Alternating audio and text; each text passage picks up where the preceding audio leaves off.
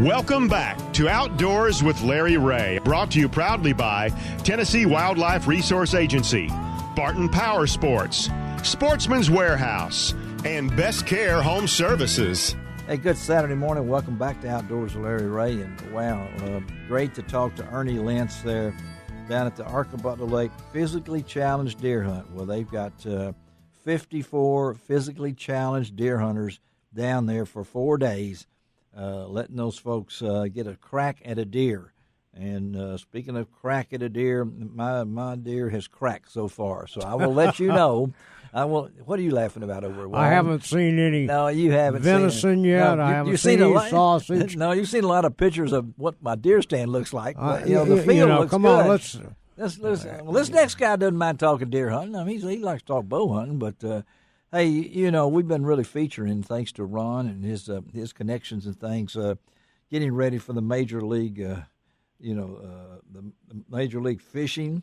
And we've learned that first event will be in end of January, into February at Lake Toho.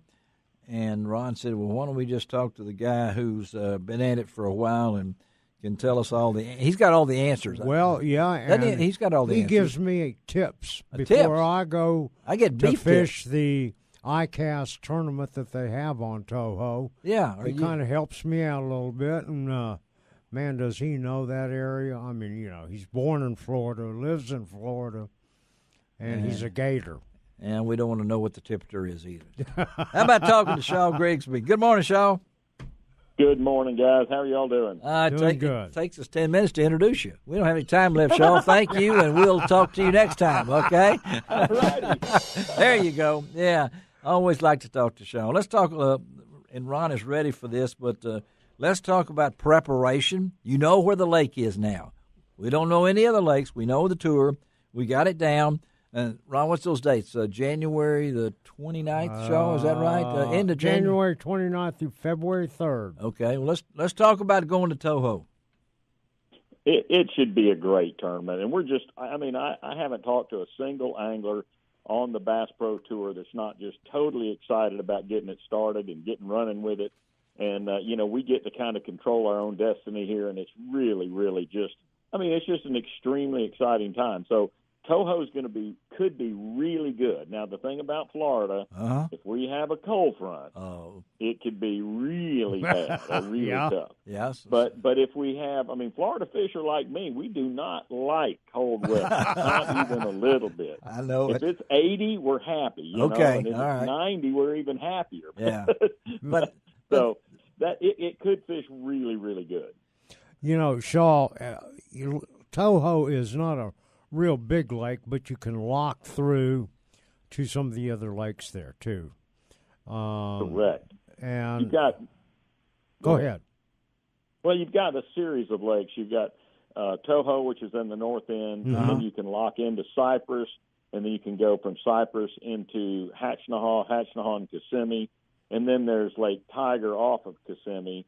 So you can move around a good bit. There's a lot of area to fish. Well, hey, we're going to be, and Ron will say this is going to be well covered. This layout, the way that the Major League Fishing is doing, with coverage of every boat. You got 40 guys going one way and 40 guys going another one, and you're coming down to the final 10. You've been at this a long time. Okay, I don't want to age you, but you're just a pup, according to me. But is that fire there for this event? Because this is making history, really. It is. It really is. It's making history, and it's just so exciting. Like I said, every angler is just chomping at the bit. We have this group text, and we have messages and emails that go out and all about the new stuff, and everybody's they're ragging on each other. They're excited about it. When you have, that personalized feeling about a deal, because this is your tour, it's something that's just exceptional. And we're going at it this year with no entry fee. Probably the first ever major tournament, tournament series ever to happen where you don't have an entry fee. And so it's exceptional.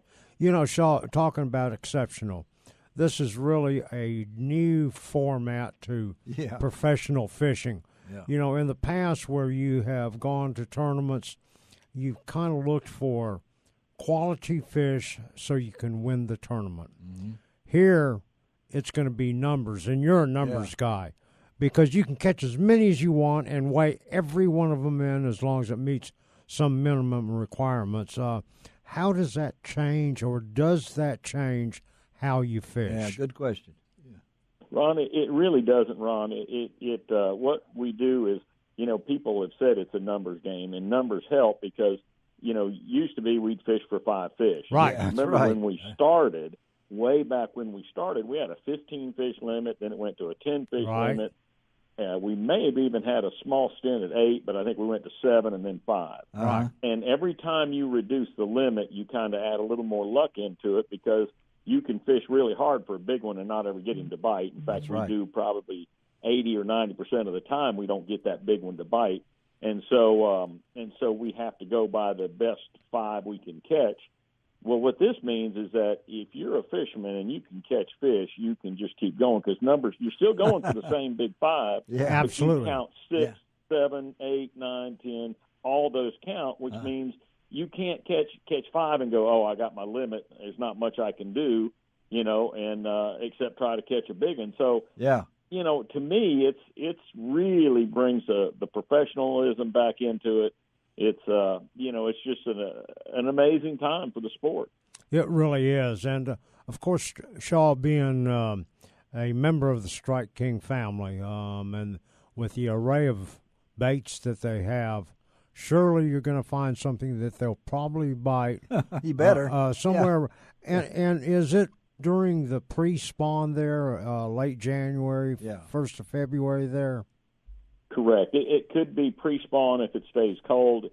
If it has any type of warm to it, it could be just wide open giants. Woo. So you can have anything in between. Now, I'll tell you, in my experience on that exact week for the opens, you know, the past, you know, I don't know, 3 or 4 or 5 years, because I think last year was the first year I didn't fish them. But we always had a cold front, and there wasn't even a whiff of it. So, you know, for what it's worth, it can go one way or the other. Right. Typically, what does somebody do down there that time of the year? It's going to be hydrilla. You know, it's going to be that submergent vegetation. Yeah. You're going to fish. I'm going to throw that Cutar, that new mag Cutar worm. Yeah, that's a bad boy. Oh, that's a bad mamma jamma. Yeah, it is. Yeah.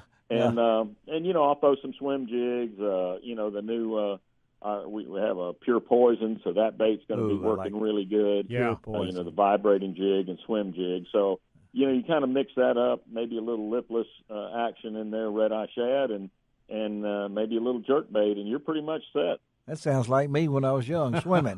You know, I was red-eyed and jerk and all those other kind of things. We're talking to Shaw Grigsby, member of the Strike King team, and a great guest that we've had over our 18 years on the air here has always been available.